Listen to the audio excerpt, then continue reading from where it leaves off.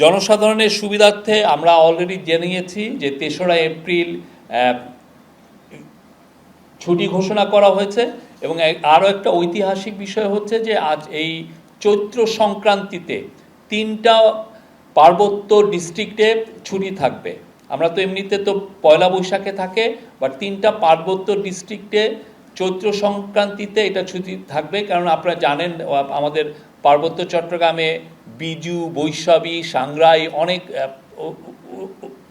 অনেক তারা ফেস্টিভ্যালের আয়োজন করেন এবং এইটারও তাদের জন্য এই নির্বাহী আদেশে একটা ছুটির বন্দোবস্ত করা হচ্ছে। এবং এই ছুটিটা এই আমাদের সমতলে যারা জাতিগোষ্ঠী আছেন বাঙালি ছাড়া, যেমন ধরেন সাঁওতাল, খাসিয়া বা গারো, তাদের জন্য এটা প্রযোজ্য হবে।